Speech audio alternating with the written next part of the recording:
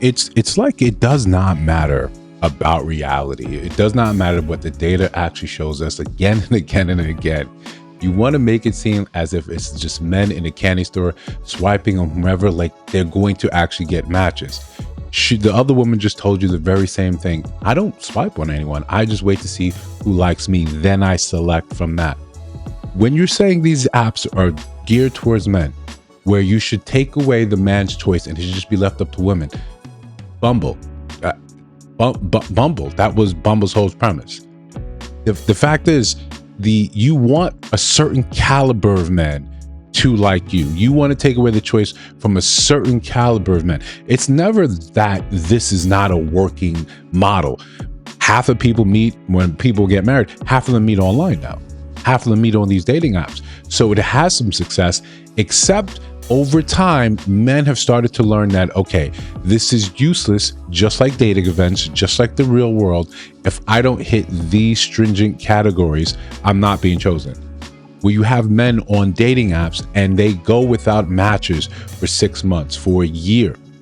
Think about how demoralizing that is on the amount of times that they may be out there swiping. This is just an example of you don't know what you're talking about, but all of it sounds good. It sounds good. It fits a narrative. So you're fine rolling with that. When you say that it's up to, you make it seem as if it's the fault of the men here. No, you have the choice of, you can just pick whoever you want. Your success rate when you go out there and you decide on your own is always much higher than a man's. Always. Before we continue, like, comment, subscribe, hit that notification bell so you don't miss no uploads. We got Subscriber Sunday coming up tomorrow. Hope to see a bunch of you guys in there, 7 p.m. Central Time. Besides that, we're on that stretch, that pull for 5,000 subscribers. So if you get any type of value from these videos, subscribe, right? Tell a friend. Look, I'm using this video to highlight a couple of things. The first and foremost one being about misinformation, about purposely being obtuse about something because it just feels good. There is a responsibility that people should have to be forthcoming and honest. At least try to research what you're actually talking about rather than you get up here and you simply just say, well, this is how I feel. It's not supported by anything. It's not supported by anything real, but we let this play out. Why do we have trouble having conversations with one another? If you're not going to adhere to what's real, if you're simply going to tell me something that feels good and you're going to use that to paint with a wide brush for men, for reality, then how are we supposed to have a productive conversation? There has to be not just a kernel of truth. We have to make our way closer to what is fact, closer to what is objective reality. You don't like that the men that you like are not swiping on you. You're not getting their attention. And now it turns to something as if they don't know because they have so much selection. You're not wrong about that. You're wrong about it being all men have all this selection. The men you want, the men that pass your stringent set of tests and rules, they have their choice. If they know they are liked by 80% of women, it's their choice.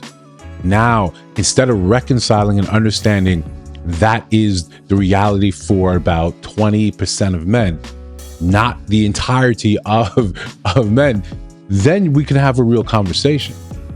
But the truth is that, hey, he doesn't have to choose you. If you, and I know it becomes a conversation about accountability, and that becomes a difficult one to hear when you've constantly told that you're perfect, you're great. So why are you not finding someone else that's perfect and great that meets your requirements? That's not the reflection of you. We told you since you were a little girl, you deserve it. We told you since you were a little girl, you are going to have everything that you ever wanted in life. We did this by lying to you, by keeping a lot of the pressures of life away from you until you hit a certain age where the lie can no longer sustain itself. And that happens when you cross the boundary and you have to interact with other people. You have to interact with the world. As parents, it's your job to shield your kids from the vileness of the world, but also to get them prepared to deal with its vileness. We've dropped the ball for a lot of women. We just simply said, specifically when it comes to men, specifically when it comes to this fairness, that this is supposed to be. You don't have to change. You don't have to do anything. That right man will find you. He will love you through everything you've been through. And the right man for you is determined by how you value yourself. It's a lie. You don't know what these men actually want. You don't know what their real experiences are. So you fill in the blanks and then you say, it's all men. It's all men. All men. This is how men are. This is how men think. This is what rich men want. A rich man won't mind doing this. You don't know any rich men. In reality, you don't really have access to them where they are close enough where you guys see each other normal. You guys actually have conversations where that person opens up and confides into you, into what they're looking for, what their problem is in dating. You don't know it.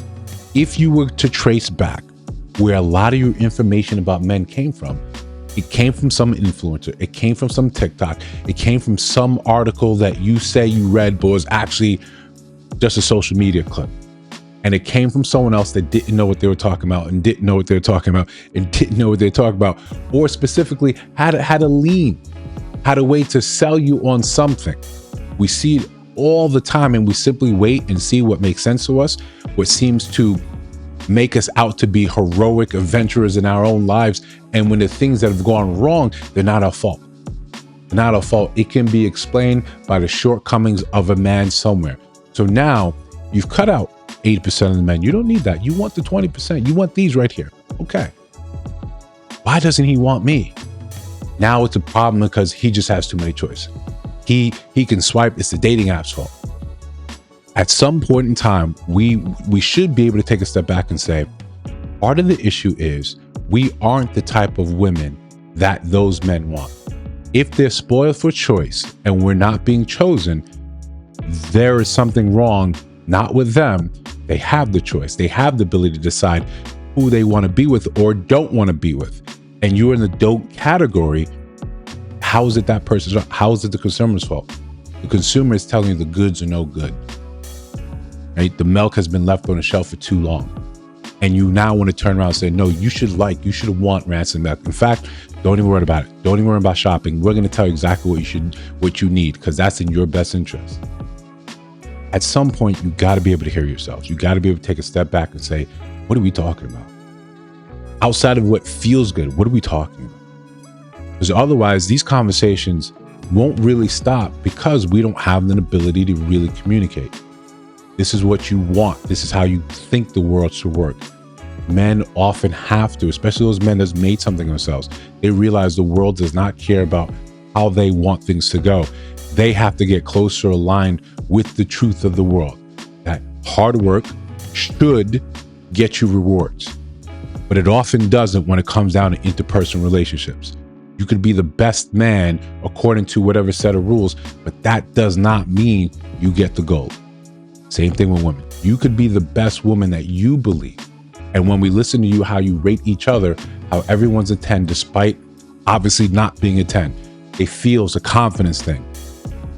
You believe that to be the truth. The rest of the world says we're not giving you 10 outcomes, but you hold on to that despite what reality is saying. If we can't come together on something simple where we say there is what you feel and then there's what reality is.